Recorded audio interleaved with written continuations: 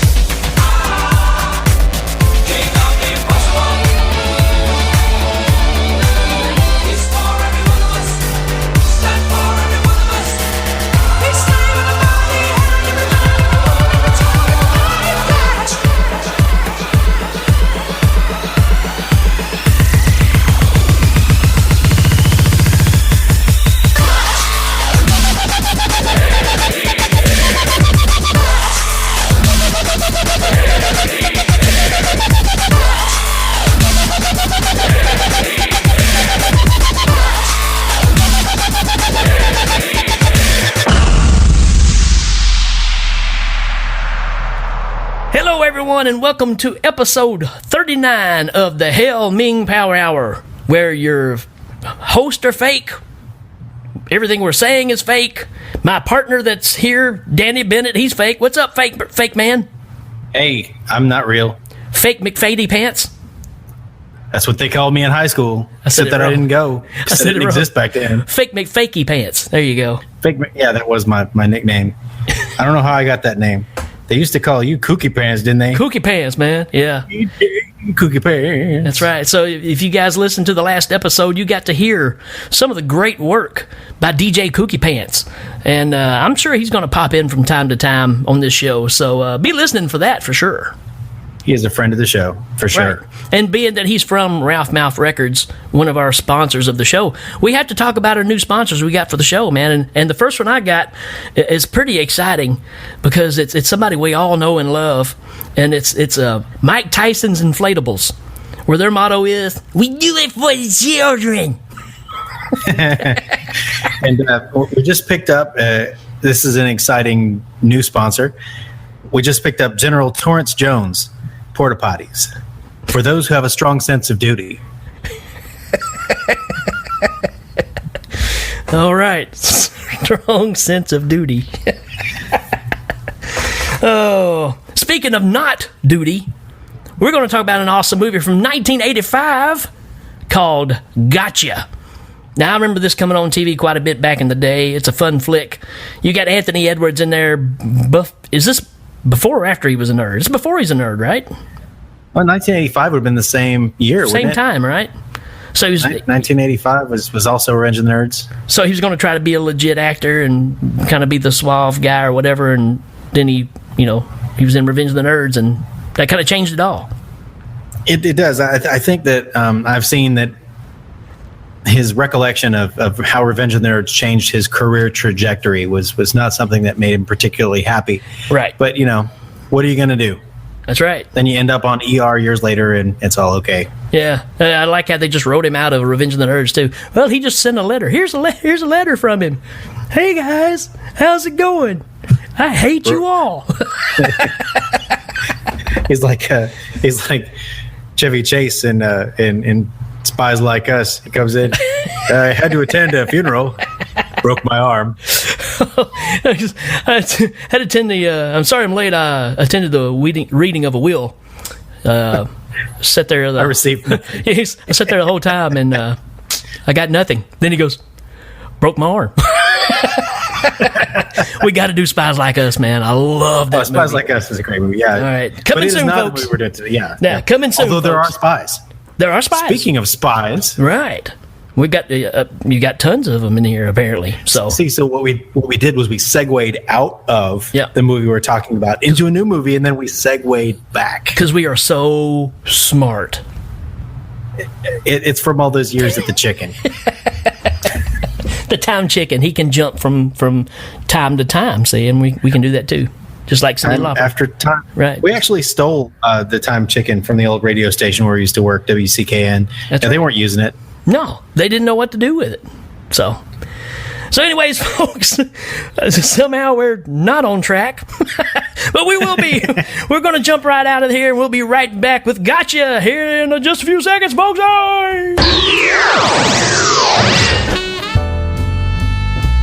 The Hail Ming Power Hour is brought to you by The Glaive. Do not use it until you need it. You will know when. And loyal subjects of Mongo like you. Hail Ming!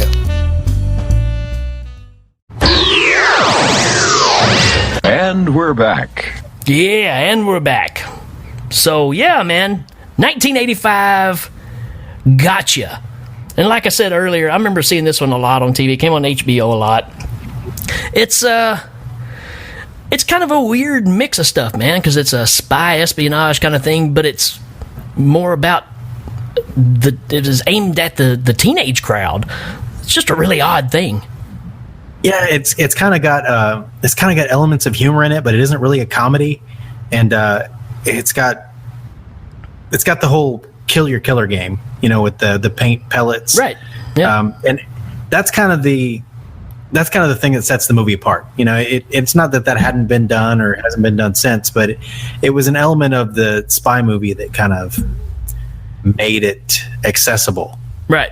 Yeah, and kind of the start of all that, too, because I remember there was several movies after this that kind of came out that kind of tried to do the same thing. Young, innocent guy gets mixed up with the wrong people, and next thing you know, they're a top spy or something to that degree, Yeah, absolutely. And, Anthony Edwards, being the top spy in this, or being the innocent, kid that ends up caught up in all this and coming out on top, I think it was a pretty good choice. I've always liked Anthony Edwards, Absolutely.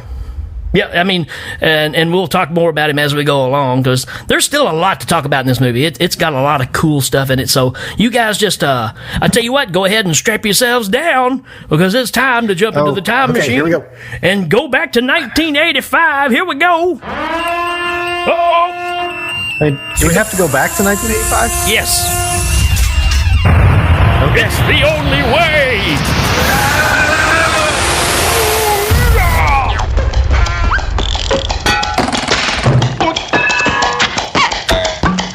Tom Chicken looks tired. Yep. He's pumping away. 1985. Wow. Jean jackets. Buttons on the jean jackets. Flyaway hair. Absolutely. Duran Duran in the background there. Look at that. Yeah. They're even playing here. Oh, yeah, man. So this is going to be awesome. And, of course, in order for us to even talk about this movie, we got to do it the right way, the Hail Ming way. And that is to have a synopsis read. And he's been out for a little bit, but he's back. Ladies and gentlemen, here is the one and only Randy Macho Man Savage. Ooh, Gotcha is a movie about that kid from Revenge of the Nerds. He goes to Germany looking for the very first factory to make the legendary Slim Jim. Ooh, when the commies track him down, there's only one thing to do. Snap into one to stop communism. It's a race against time, brother, and nobody knows who's gonna win. All right. Thank you, Randy. And that guy never fails to impress. That's kind of what I was thinking. Yeah. I'm not sure he watched the same movie we did, though. He's amped up, man, all the time. All the time. It's all about the Slim Jims, he's man. He's amped up on something. Slim Jims and cocaine. All right, man, so let's get this thing rolling. Danny, why do we watch Gotcha? Man, I've got a lot of reasons, but I'm just going to go ahead and put my first reason to talk about is his friend Manolo, man. Yeah. So we've got Jonathan Moore, who's played by Anthony Edwards, and he has this friend from college that they're going to Europe together. His friend Manolo, man, and that guy, he's a true friend. Yeah, he's a would-be mentor. And he's a great supporting character. Right, and another thing about him, just a year earlier, his name is Jesus Garcia. I think that's the right way to say his first name. Not exactly sure, but he was his mom calls. It's what his mom calls him. He was in Nightmare on Elm Street. He was the one that got kind of framed by Freddy not fingered by Freddy, but framed by Freddy as far as the one that killed his girlfriend. It was on the ceiling. So he's the dark-haired guy that was kind of the rough rebel kind of guy, and ends up getting hung to death, by Freddy in the jail cell, and looks like suicide. So he was already in an iconic movie at the time, so it was easy to recognize him in this one. When I saw him, it's like, oh, that's dude, man. So it was good to see him play a different kind of character, because you're used to seeing him be mean. So and the character, actor, just whatever. I just think that in this film, he's the friend you need at the time you need him. So I just have to say that as far as the story goes, he comes up in several key points, and he makes this movie work. Right, because he's the slick guy that can get the women and stuff, because he tells the ladies that he's Carlos, the terrorist. He said, I'm not sure it would play quite so well around now. But yeah, it's a little different now, but he said, man, the chicks dig it when they think you're a terrorist. Yeah, the Swedish eat that stuff up. And he dumps some work and goes, hey, what happened to so-and-so? Oh, she wasn't even Swedish, man. Yeah, and they're always, but why are you here? Shh, you must talk no more. He's playing it slick, man. All right, man. It's kind of like the Bill Paxton from True Lies there, Right. Oh, True Lies. All right. Yeah. So my number one reason, because just getting into watching this movie again, I haven't seen it in a long time, and I'm not going to lie, I'm just going to be a pig here, but the blessed blonde at the very beginning of it is drinking the Diet Pepsi in the opening. I don't even really know what her face looks like, but I was just mesmerized. Well, she shows up at the end too. Yeah, she does. But she doesn't have a Diet Pepsi in that one. Yeah. So at the opening of the movie, I'm just standing there going,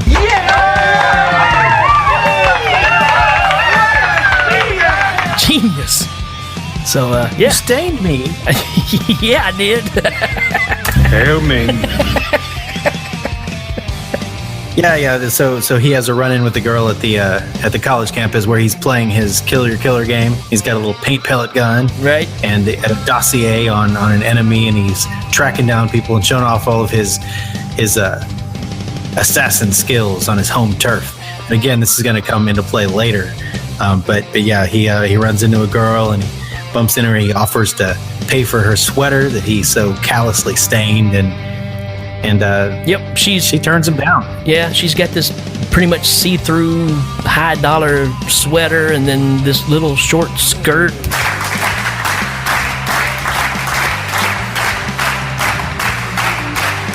Hey-oh! Yep. Hey-oh. So yeah, again, just being a pig here, because like I said, I'm sure she has a face, I just don't remember it. Well, all right, so my next reason to watch the movie, I've got to say, I love the music. Oh man, yeah, that's definitely high on my list too, man. I mean, as our buddy Rob would mention, that any movie that has its own theme based on the title of the movie, it's got to be good, right? I mean, so Absolutely. It's got the Gotcha theme song, yeah, and then it also has the spy theme music, that dun dun dun, kind of. Yep. It's high energy and foreboding at the same time. Well, I've got a couple of things that tie into that as well, because I said it's a great 80s soundtrack. I said a close second to epic montage soundtracks next to Rocky IV, because it's got those kind of songs in it. And you got a little bit of Frankie Goes to Hollywood. You got some Nick Kershaw in there, man. One of my favorite 80s songs. Wouldn't it be nice to be in your shoes, or my shoes, or whatever it was. Cool song. I love that song. Apparently I haven't heard it in a while, because I thought I had the words and I didn't. But there's a lot of great songs in this, and you just said it a while ago. The theme song gets stuck in your head, and we were talking about it before the show started. This song is one of those that you just pull out of memory every once in a while, and I never sing it right because there's too many words. It kind of sounds like this. Yeah. Turn back now. Gotcha. Gotcha, good. Gotcha. It's got a lot of.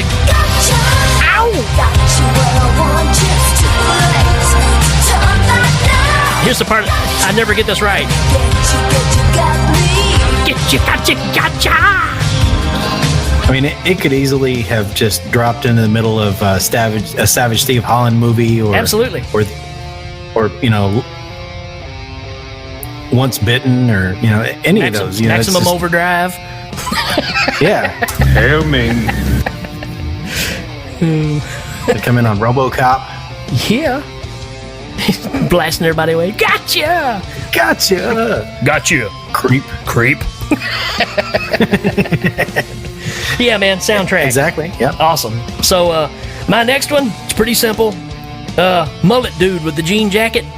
The one that's chasing him down. So the setup at the beginning of this, and you were talking about a while ago, is a great setup for the opening of the movie where they're playing the game, but you don't know they're playing the game.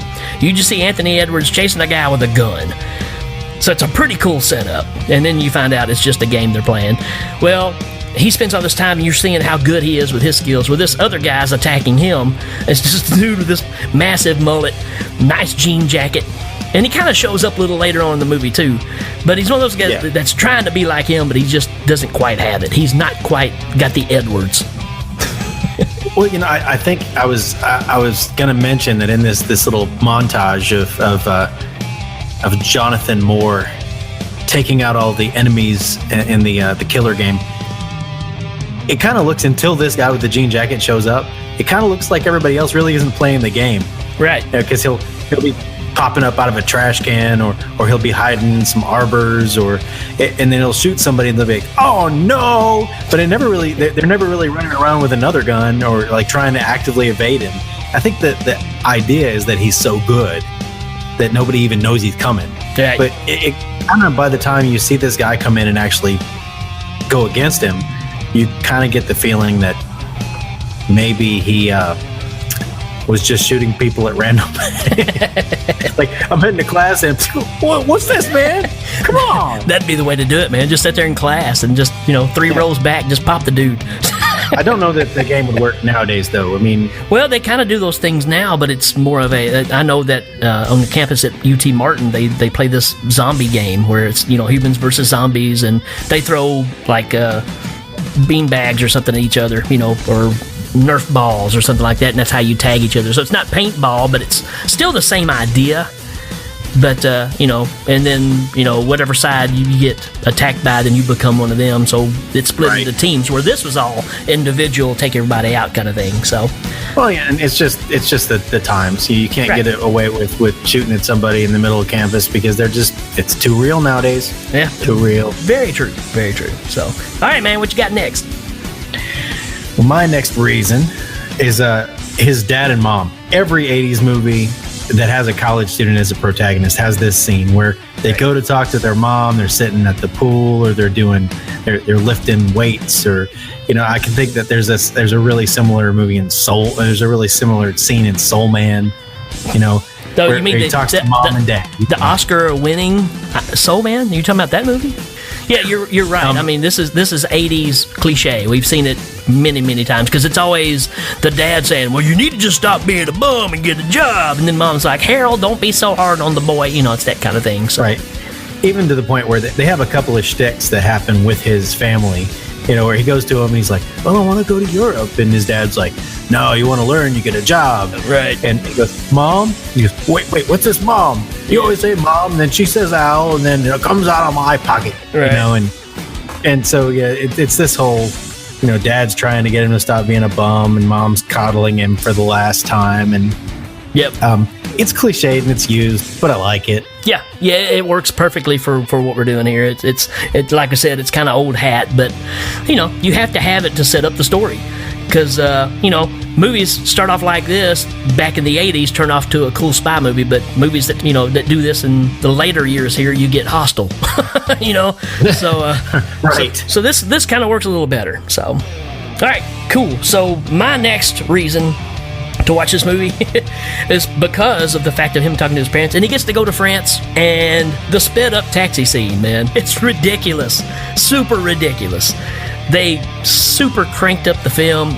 It's very, it's too fast, and it's on purpose. I mean, because it's supposed to be this taxi driver that meets him at the airport. Hey, you don't need to take the bus, you need to ride with me. Listen, French people sound Italian to me, so that's the problem. Get into my car. That's French, right? It's just good boys. Yeah, he American and boys.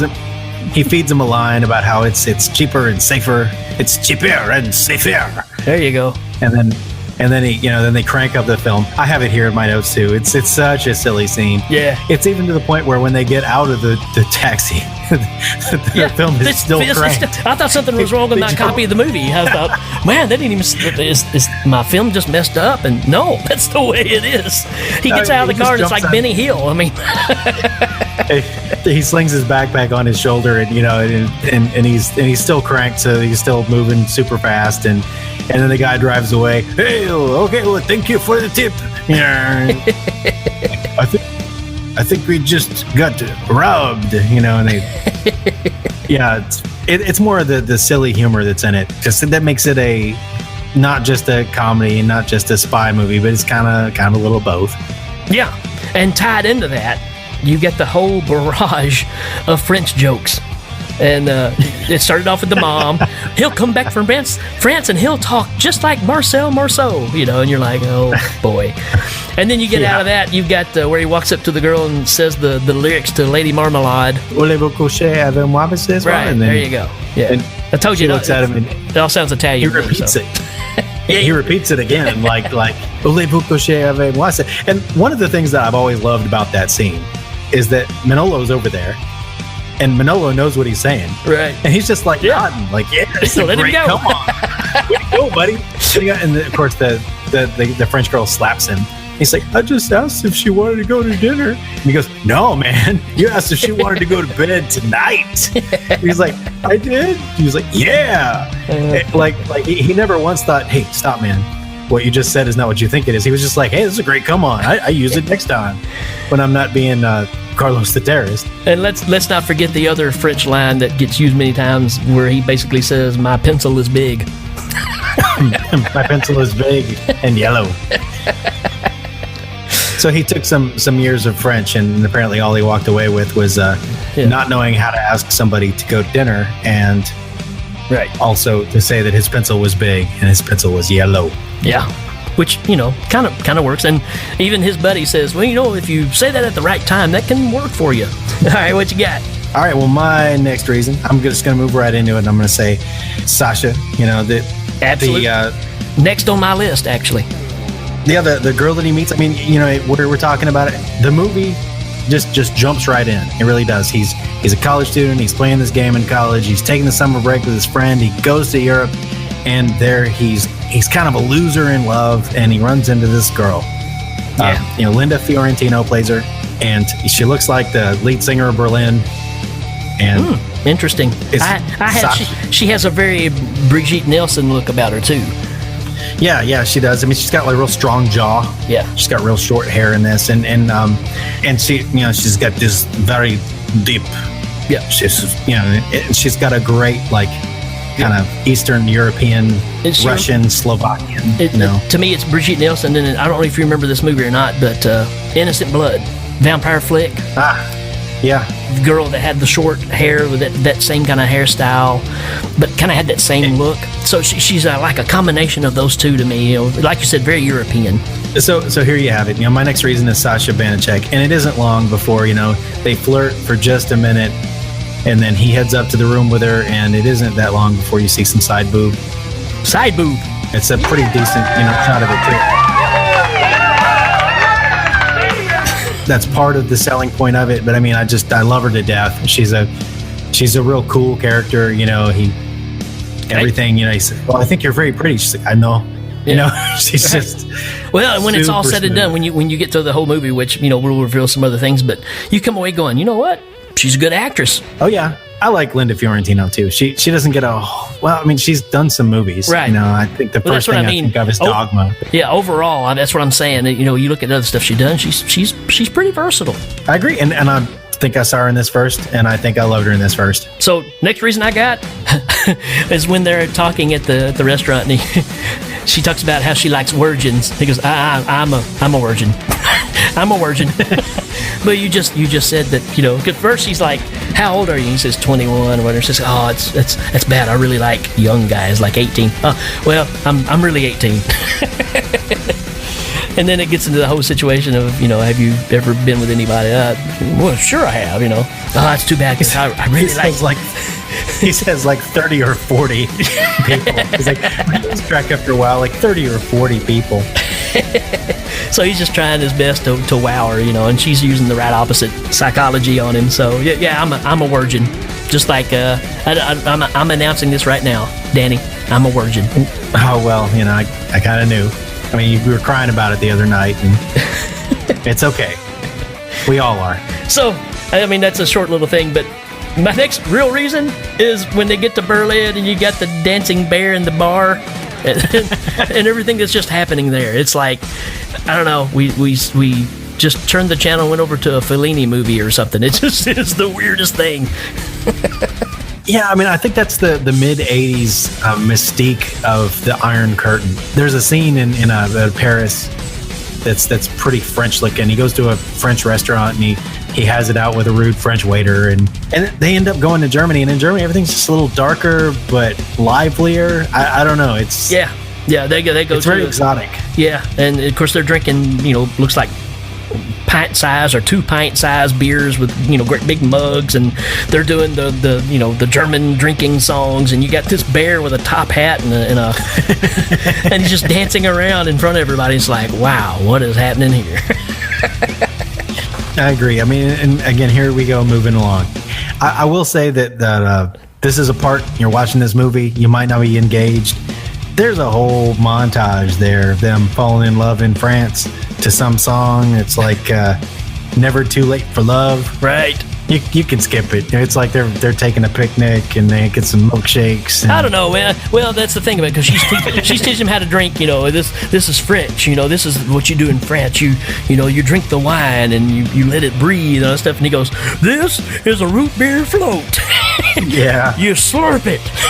That's American. It's silly, but I mean, it goes on. I mean, yeah, it's too long. You don't have to hang around for it. You can go fold the laundry and hang out in the other room, come back later. Right.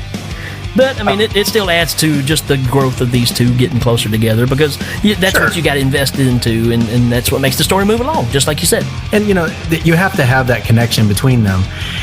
And every time, he might have a chance to kind of regroup and regather his wits, they're having sex again. And right. I think that's kind of part of it, is like, she's got to keep him off balance because he's the best cover she's got. Right. Yep.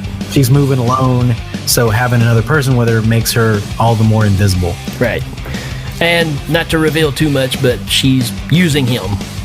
Sure. So she's a spy. She's a spy. So that's kind of the whole part of this that we're trying to avoid trying to spoil it too much for you, but some things we just have to say, But coming out of that, and it gets to the point to where they're trying to move on, and they go to West Berlin, don't they? Well, they stay in West Berlin, and then they go her business takes her to East Berlin. Yeah, so, right. And so they cross. For all of you out there who might be too young to know, there was a point.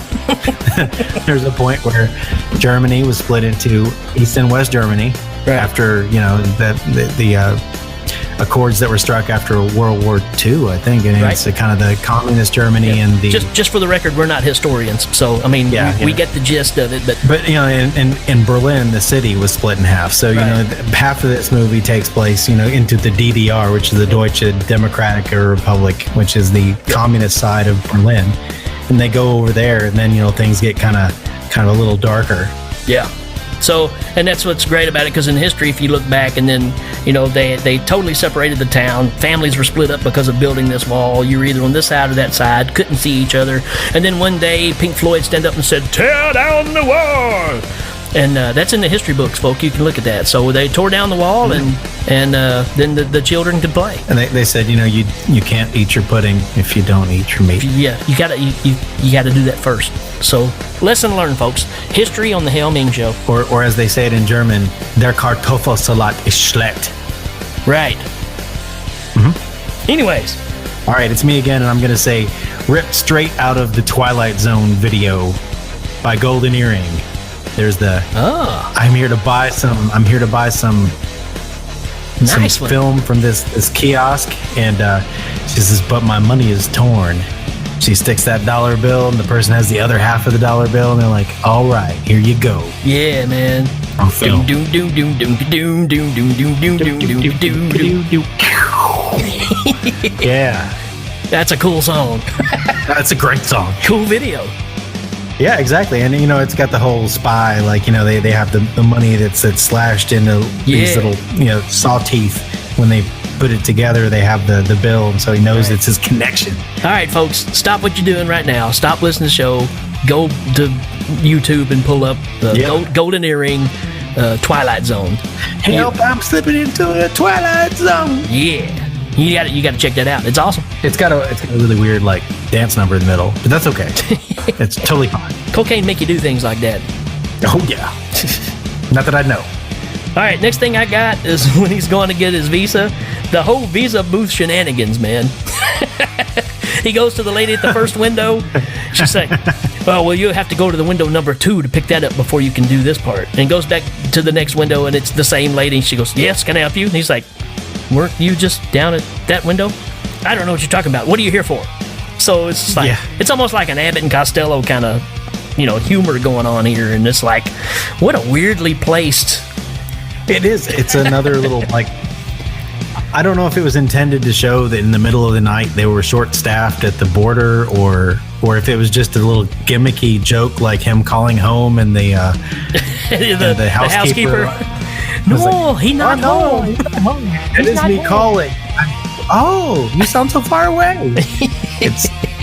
There are these little nuggets of comedy in there, and like you said, 80s comedy, because I don't know if you would really classify a lot of them as comedy now, because you just kind of go, on some of them. It's a little joke. Yeah. It isn't really comedy. But I still say check out the Visa booth part, just because it's just ridiculous, and you've seen it before somewhere, you just don't know where, so you'll just give it credit to this one. Yeah, so just to get you up, he and Sasha go to Berlin. She picks up some secret microfilm. She knows she's being tailed. She, tries to shake the guy, and her bosses tell him, use the kid to get the information across. And so she stashes it on him, then gives him the code word, meet me at the Cafe Friedrichstrasse. Nice. And it means meet me at the Cafe Frederick Street. But so he heads out. And earlier, she's given him this strudel, right? That's what I was going to get to, is the strudel. right. I'll let you do it then. Hey, but that's fine. It's like, hey, she gave me the strudel. All right. Right. And he thinks that's what the transfer is in this pastry. Well, he's starting to get a little weary too. It's like, she's giving the strudel. It's like, so what's in the strudel? Because he's thinking it's going to be some kind of, he knows she's up to something. And she goes, berries, apples, nuts. Strudel. It's a strudel. You like strudel, kids? They love them. It didn't sound all that positive, really. Okay, well, let's try it again. Kids, you like strudel? Okay, that's more like it. I think they were asleep before it was on the... Can't have that! So we've got the help, I'm slipping in the Twilight Zone. He's been into, communist Berlin. He's come out with secret plans that he didn't even know he was carrying. He's doing it with a spy. Yeah, he's doing it with a spy. I mean, yeah. And then he gets a chance to break bad because, she's ditched him with the stuff for his protection, and she's trying to get out of some stuff, and she sends somebody to meet him, and that person gets killed in cold blood. That's right. He was just trying to give her the strudel.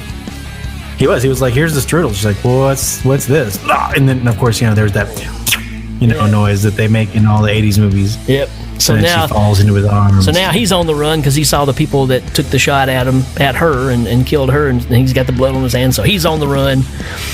And, which leads, you're talking about Twilight Zone, one of my favorite people in the whole movie, because it just comes out of nowhere. He's walking down one of the streets, and there's like this strip club or whatever, nudie house or whatever, and this guy comes out. I got scary strip club promoter guy. It looks like if Sam Kinison and John Lithgow had a baby, that's what this guy looks like.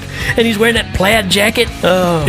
He's great. Yeah, Vlad the henchman is chasing after him. He gets back into Germany. And that guy, man. Yeah. And he tells him, live girls, beautiful girls, videos and movies, and you speak English, American boy. And then he's like, get off of me. And the guy's like, homo. It's the 80s. Yeah, it's he's aggressive, man. Right. My next reason is Anthony Edwards flipping the bird at East Berlin. That's classic. He flips the bird at East Berlin, and the guard on the other side. He said, "Am I out of the East Berlin?" He says, "Yeah." He goes, "F you!" And he gives him a bird, and the guy goes, "I've been wanting to do that for the last 6 months." All right. So that's a good top 5 line, matter of fact. But there's a lot of bird flipping in this movie. There's a little girl bit at the beginning, and when you see the caption, then when you show the name of the movie, it's the girl that I talked about earlier that I was kind of going crazy about, but she's flipping a bird and it says "Gotcha" beside it. It's an iconic scene, man. Yes. So yeah, man. So that scene of him getting out of there and reacting is great for sure. My next reason, and we talked about this earlier, is the rock band. The punk band that picks him up and going to give him a trip out of town. Oh yes, man. So much yes. I mean, you're talking. This is 85, so these guys are your kind of punk rocker looking guys. I mean, not full fledged glam. Yeah, they're kind of glammy but punk at the same time. So they got makeup on their face and their hair's all teased up, and they got this van that's been which you could say it's ugly, but you kind of have to say, you know what? Some of that artwork on there is pretty decent for spray cans. No, I mean, it's that cool punk graffiti, and they have lightning bolts along their jawline and big dangly earrings. Yeah. And they pick up Jonathan because he's just run away from Russians, and he's like, I've got Russians trying to shoot me, and I need to get to Hamburg. Can you guys help me? And they're like, Yeah, far out. Yeah, no problem. We've got a gig. That one guy, he's got his guitar. We got a gig. He says, you guys speak English? He goes, you bet your ass, man. and we have to bring this up because we're talking about it.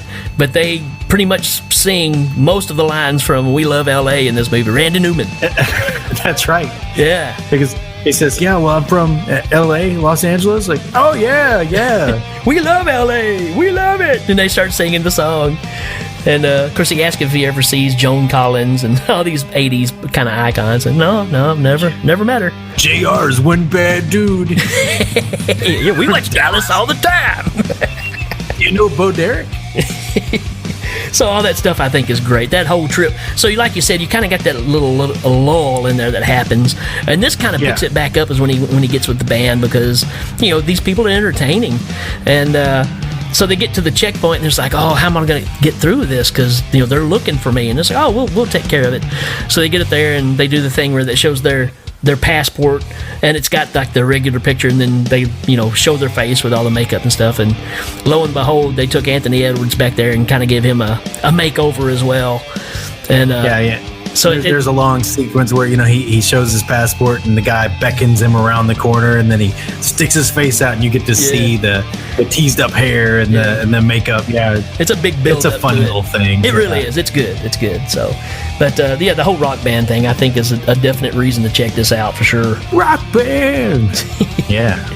All right, what you got? My next reason is his parents again. Yeah. He gets back to his parents when he gets back stateside, and he's like, I need to talk to you guys, and he's trying to tell them everything that happens, and they're like, you're on drugs or something, because which I'm not going to get whole story. I'm not going to get too much into it because it's in my top 5 lines, but that scene is great. So and he's like, okay, well, I just need to tell you, I went through all this, and there was this girl, and you're like, you're on drugs. Okay, we can get you into rehabilitation. And again, they prove just how out of it they are. There was this girl I was staying with, and she gave me the strudel, and then these people are chasing me, and the Russians shoot this girl because she's got the strudel, and it's like, yeah, whatever, man. They shot her over the strudel? Well, it wasn't about the strudel, but I thought it was about the strudel. It turns out it was about this. Yeah, it's that? It's a good, crazy parents being, totally out of the loop of things. So, Yeah, that's a good scene. I just threw this out there because when he gets back to his place and he is real paranoid, and then the football comes through the window and he freaks out and falls to the ground. And he goes and picks the football up, goes to throw it to those guys. Did you look at those guys? They are the most non-football looking guys I've ever seen. Hey, will you throw us back to football? Yeah. I mean, they're like, hey man, could you throw us the football? We'll pay for the window. So yeah, I mean, they're the most, like I said, they don't look like football guys at all, which may be why they threw it through the window. Right. Well, and of course it's a big jump scare. He's home. He realizes that he's being pursued. He realizes that somebody's just, following him. I think they may have trashed his apartment for the first time. And he dumps out his backpack. That's when he finds the microfilm. And then the football goes through the window, shatters it. And he jumps to the floor, covers his head. Yep. And it's just the guys next door. And from this scene on, he's trying to, get this information to the right people. So there's all this paranoia going on of still being chased and trying to get it to the right people, and he don't trust the people he's talking to, and kind of the big reveal, man. We're going to have to say it, but when it comes down to it, he goes to the CIA. He goes in the front door, and he's sitting there, and he's waiting to talk to this guy that he's talked to on the phone, and who does he see? Sasha. Sasha's walking around there, so he kind of hides back, and she's walking with another officer that works there, and they're going up an escalator and talking to each other. It's like they're going out to lunch or something. So he starts following them. So he's got it in his mind now. He's done figured out what's going on. She was a spy the whole time, but she works for America. So he was being played this whole time, and now they know that he was supposed to get the information back to America and get it to the CIA, which is the whole plot of what's going on. Well, he decides to flip the game on her. So he finds out that she's CIA, and he confronts her later on with all this information. Her real name was Cheryl Brewster. Cheryl Brewster. Right, Punky's little sister, right? From Pittsburgh. Pittsburgh, yeah. So she's Punky Brewster's little sister, Cheryl. It's your sister, Cheryl. It's your sister, Cheryl. So yeah, and I love this part. I've always loved this ending of the movie because it picks back up. He's played this whole time. And then he says, "You know what? I'm done being played. I'm on my own turf. I've got my own friend." Manolo comes back and he says, "Hey, are you still a homeboy? For life, man." And he gets this gang there to help him out.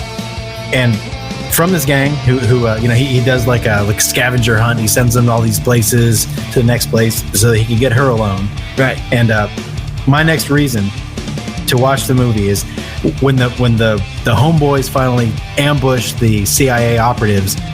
There's this one dude with a sawed-off shotgun, like who's hanging out the window of the car he's in. I mean, they're surrounded by all these guys with guns, Right. And this one dude, he's looking like he just wants to eat their breakfast, man. He's, he looks like he's trying to become one of Robin Hood's merry men in Time Bandits. He's, whenever we can, he's just terrible. And I love that guy. He's the reason to watch the movie for sure. Yep, absolutely. So this whole part of the movie is they're wrapping it up. It goes together really nice. So you kind of get through those lulls and get to this part. It's very entertaining from this part on when they're doing the running them around and getting with her, finding out the truth of everything, and then you get to the big standoff. Yeah. Right. So he was being chased. The Russian spies came over. They are trying to capture him, and it all comes down to right there on the campus where he's talking to her. Out of nowhere comes a shot. And here's the guys that's been chasing them the whole time. And who saves the day? So they got Anthony Edwards standing there with his hands up. He's got his hands on a tranquilizer gun. So that plays in the movie early on. There's some foreshadowing going on there where they're showing. He's learned to be a veterinarian, and they have a tiger, and the professor has this tranquilizer gun, talks about it for a minute, and then shoots the tiger. Yeah. Right. So there's all that, and he goes to that classroom, breaks out, and gets the tranquilizer gun, and starts using it on some of these guys that are that's just protection. He uses all of his gotcha game, ambushing people and jumping around and using the hallways, and he whittles down these Russian operatives one by one, using using this tranquilizer dart gun. And I've got to say that another reason to watch this movie is 80s tranquilizer darts, man. I mean, they're the best, man. Instant. You got it. It's just like in Commando. You get shot with a tranquilizer dart. Instant. You're gone, man. That's right. That's it. It hits the bloodstream. No, and it's just I've got this in me. Maybe I can run around and do something. No, you're out, man. It's a tranquilizer. It sets you. It puts you down. Everything was stronger in the 80s, man. So that's just the way we rolled. They had to knock out all those cokeheads with the tranquilizer gun. They amped it up for those guys. So that's right. You got to ratchet up the dosage. So you got Anthony Edwards standing there, and his tranquilizer gun's now on the ground, and they're holding him at gunpoint. And who saves the day, man? I brought him up earlier, like one of the first reasons to watch it. Mullet dude comes back in with his jean jacket, and he sees Anthony Edwards standing over there, and he's like, "Oh, there he is!" So he pulls out his. I've been waiting all summer while he was here. I've been hiding. I've been sitting by this tree this whole time, looking for you. He pulls out the paint gun, pops Anthony Edwards, and of course he falls on the ground like he's been shot. Can grab the tranquilizer gun and makes one last effort to knock out the main bad guy, and it all works out great. And then he looks over at Mullet dude and says, "Thanks, man." Dude goes, "Gotcha, yeah, gotcha, got you where I want you." Yeah, there you go.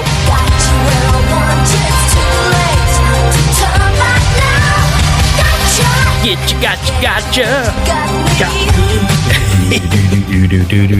Yep. Yeah, man. Love it. So there you go. And then out of that, who else comes back? The blonde. Yeah. I mean, there's that goofy little scene at the end where she says, "Hey, loser, you're still a loser," and she walks away from him, and he takes out the dart gun, which I guess he didn't turn back into campus. That's the thing about it. It's like, wait a minute, he don't have the paint gun. He still got the trank gun, man. And you know, he's got these darts that are dosed up for a tiger. he's going to just shoot random 80-pound females. And so you get the cutaway of her walking away, and you get a nice shot of the skirt. And he pops shoots her in the butt. Yep, right on the cheek. And then you get...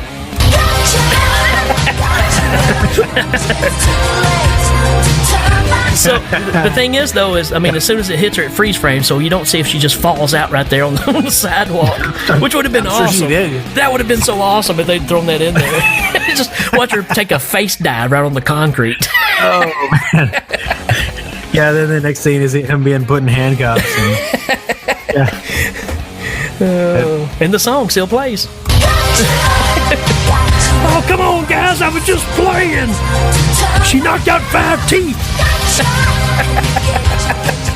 So I got and I also have to say, he's talking to Sasha or Cheryl, and he's saying, "I really thought you liked me. I thought that we had something," and then as kind of a bridge to love there, she turns to him, she says, "I know," in the accent that she's given up. Right. I always kind of like that. It kind of gave some hope for their relationship that's based entirely on lies and international espionage. Yeah, I was about to say there's no hope. I mean, come on, man. She's a spy that travels internationally.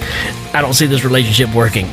I'm just saying. I don't know, man. It's worked so far that whenever he had any doubts, she just had sex with him. So it's very possible that she. It matters what you consider working out, I guess. I'm Anthony Edwards, and I approve this message. But hey, he lied to her a bunch too at the beginning, so maybe it's all washed out. So, washed out. Speaking of washing out your system, remember that we have some sponsors, and one of which is General Terrence Jones Porta Potties. For those who have a strong sense of duty. Smell the difference. Smell the difference. Hail Ming. Cindy's Sensational Smells. They're no longer a sponsor of ours. I think they might have lost business because of this, but maybe so.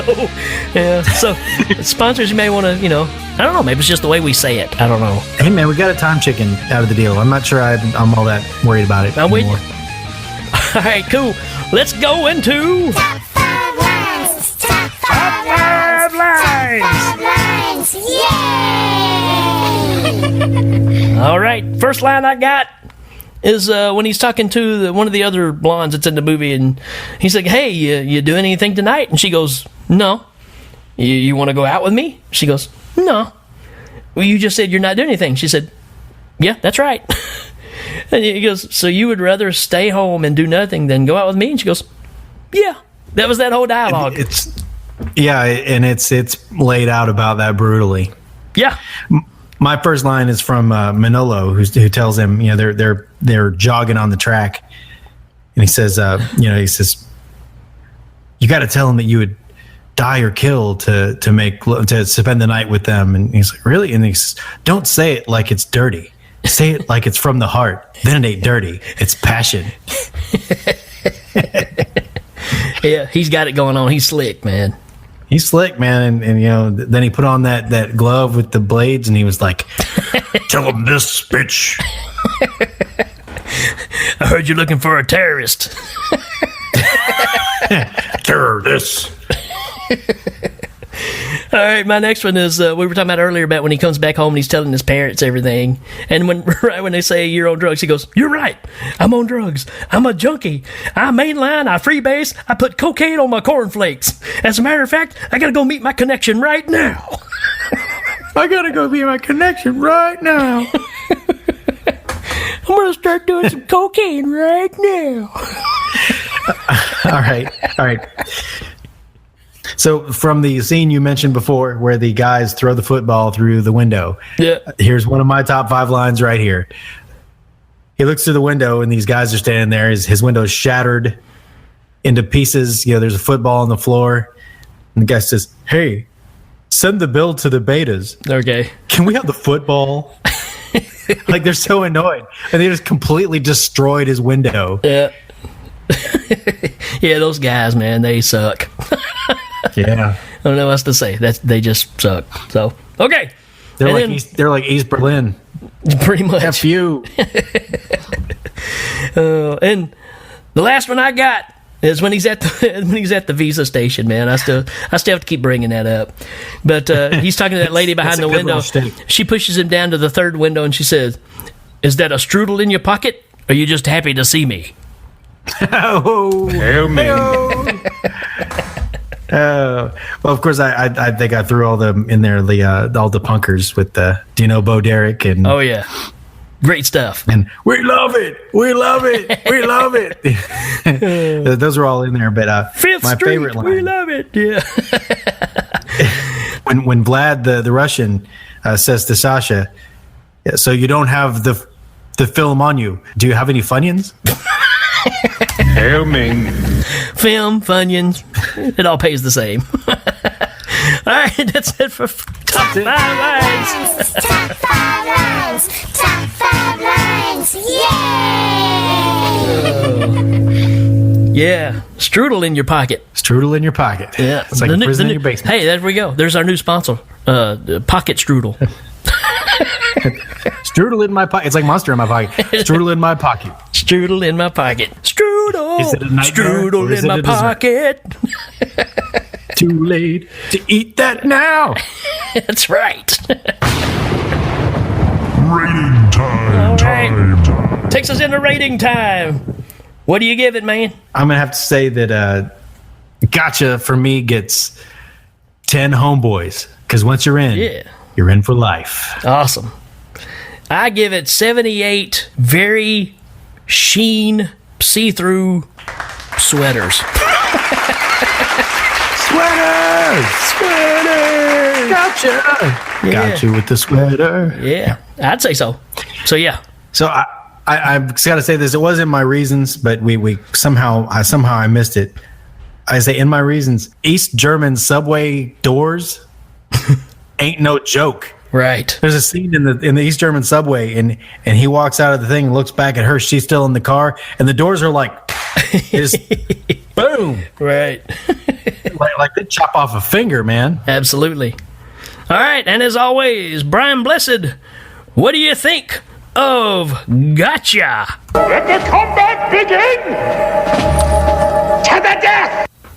All right. I think he's Gotcha. He's wanting to jump in there. Brian Blessed, what do you think of this movie?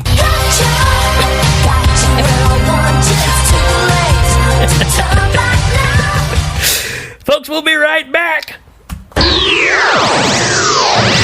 So you're the villain. Does this sound familiar? You've got the good guy right where you want him. You have your henchmen all lined up with their sights dead on. And then this happens. I have come here to chew bubblegum and kick ass. And I'm all out of bubblegum. You gotta ask yourself a question. Do I feel lucky? Well, do you, punk? I'll be back. You're a disease, and I'm the cure. You were all shooting. What did everybody miss? Looks like you're using the wrong gun.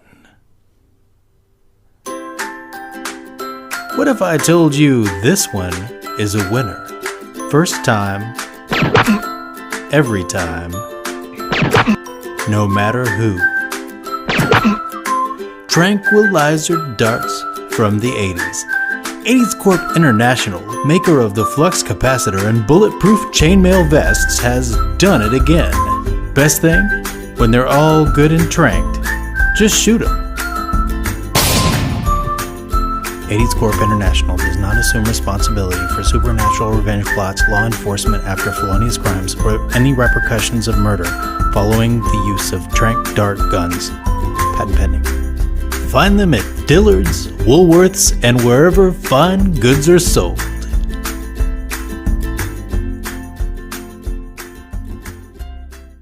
And now, did you know? With the 41st President of the United States of America, George H.W. Bush. Hello, my fellow Americans. This is President George H.W. Bush on the Hail Ming Power Hour. And this is Did You Know? Did you know? In the scene in the veterinary class, one of the student extras is wearing a red sweatshirt with the letters AB on it in white. This shirt is borrowed from Revenge of the Nerds, starring Anthony Edwards, and directed by Jeff Canoe, who directed Edwards in this movie, Gotcha. This shirt was worn by the Alpha Betas, the enemy fraternity in the Nerds movies. Did you know this is the first ever film production to feature the game paintball? Did you know I do not advise shooting paintball guns on campus today? It'd be bad. It would not be prudent at this juncture. Did you know the movie makes two overt spoken references to the James Bond film series? The first is when Manolo says to Jonathan, "You're a regular James Bond man," whilst the second is when Jonathan says, "The name's Moore, Jonathan Moore." Well, did you know in this movie, Gotcha, which features paintball, it was released the same 1985 year as the Bond movie A View to a Kill. The next James Bond film after Gotcha, The Living Daylights in 1987, featured paintball during a mock military training exercise during the opening sequence. Did you know? Barr and I, we used to play Gotcha when we'd head up to Kennebunkport for a weekend getaway. Did you know? A line of toys based on the movie Gotcha was once released. The toys in 1985, the video game in 1987. Did you know? When the punks, including Jonathan in disguise, show their passports to the DDR officer, you can glance at their photos for an instant. Watching the movie now on DVD, the still reveals the actors' real names and dates and places of their births. Obviously, the actors playing the punks had been told to bring their own passports and show them into the camera. You've been listening to Did You Know? With the 41st President of the United States, George H.W. Bush. Read my lips. Tell your friends about the Hail Ming Power Hour. Gotcha.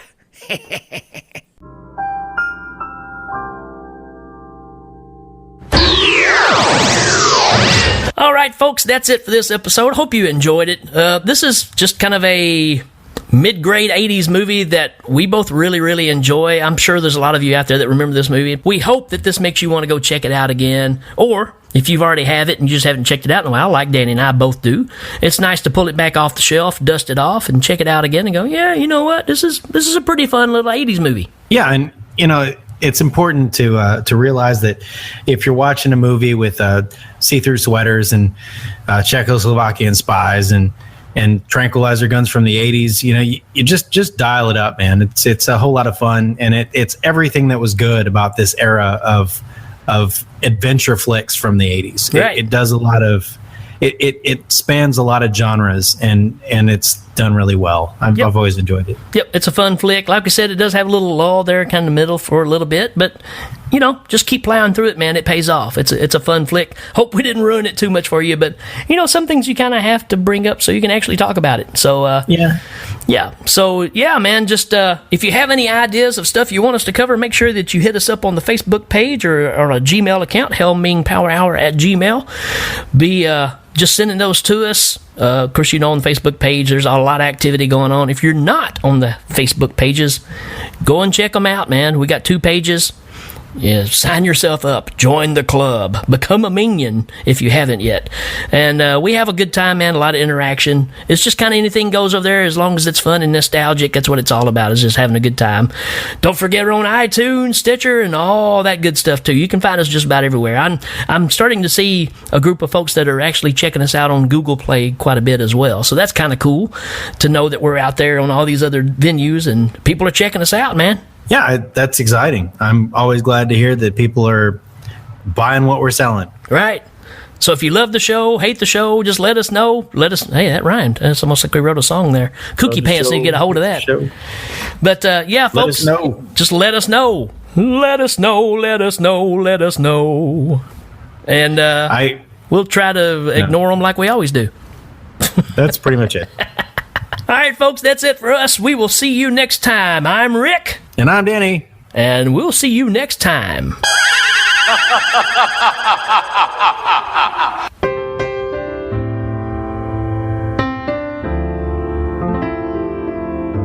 Traveling abroad can be an exciting experience. Understanding foreign cultures firsthand and making friends to last a lifetime. Have fun on your trip, but always remember your friends at home. Homeboys, if you will. Because when communism rears its ugly head, and your new girlfriend isn't what she's cracked up to be, you're going to have to kick some butt. And they will help you every time. Because once you're in for life. Well, that's it, everybody. Always remember, actions speak louder than catchphrases. Good night, everybody.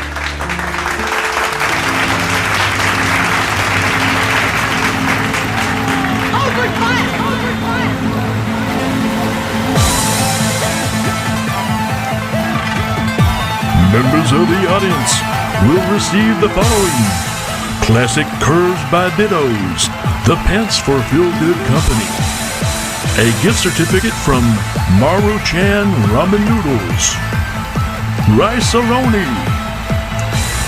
All guests receive a copy of the Hail Ming home game. Thanks to the creative minds and special appearances of Mark Allison, Jeremy Finch, and Jacob Kennedy. Hail Ming is a proud member of Legion Podcasts. Check out all the great shows at legionpodcast.com. Hail Ming is available on iTunes, Stitcher, Google Play, and Legion Podcast. This is Dan Pardo saying good night.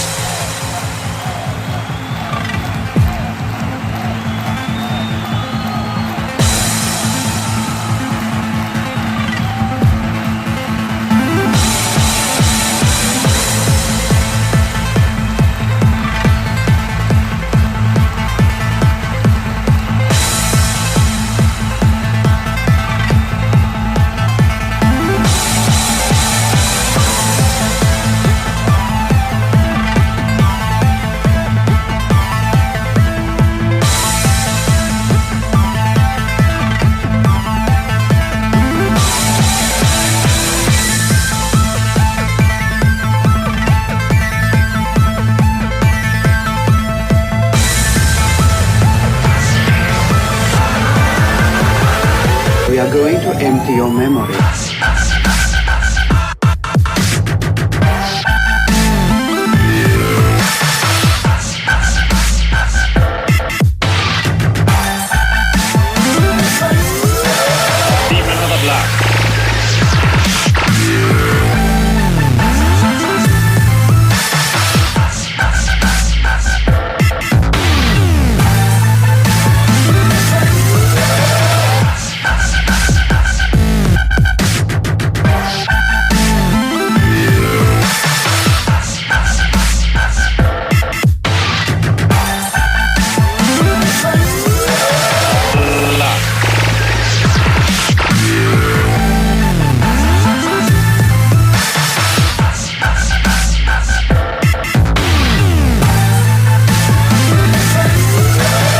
If we stop the torture